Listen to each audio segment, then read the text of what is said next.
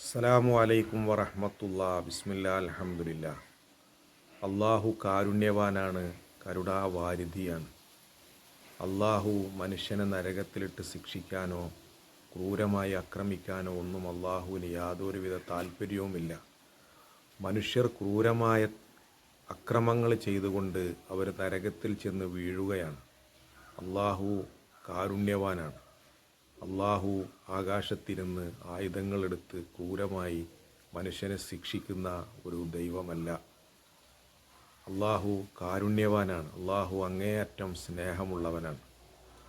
വിശുദ്ധ ഖുർആൻ അത് പറയുന്നുണ്ട്, വസ്തഗ്ഫിറൂ റബ്ബക്കും സുമ്മ തൂബൂ ഇലൈഹി ഇന്ന റബ്ബി റഹീമുൻ വദൂദ്. നിങ്ങളുടെ റബ്ബിനോട് നിങ്ങൾ പാപമോചനം തേടുവീൻ, പിന്നെ അവനിലേക്ക് നിങ്ങൾ ഖേദിച്ചു മടങ്ങുവീൻ.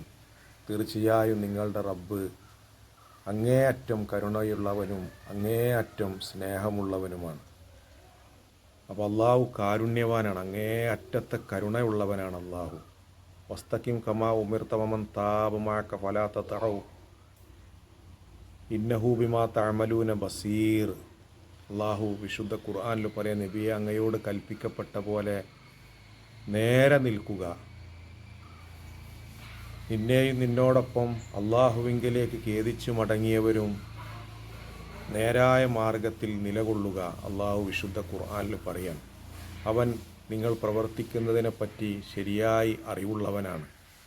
അപ്പോൾ അള്ളാഹുവിനോട് നമ്മൾ ഖേദിച്ചു മടങ്ങുകയും അള്ളാഹുവിനെ നമ്മൾ സ്നേഹിക്കുമ്പോൾ അള്ളാഹു നമ്മളെയും സ്നേഹിക്കും. അള്ളാഹു കാരുണ്യവാനാണ്. നരകം എന്തിനാണ് സൃഷ്ടിക്കപ്പെട്ടിട്ടുള്ളത്? കൊടും ക്രൂരതകൾ ചെയ്യുന്നവർക്ക് വേണ്ടിയാണ്. അള്ളാഹുവിനെ ആരെയും നരകത്തിലിട്ട് ശിക്ഷിക്കാനോ ക്രൂരമായ നരകത്തിൻ്റെ യാതനകളും വേദനകളും അനുഭവിപ്പിക്കാനോ അള്ളാഹുവിന് താല്പര്യമില്ല.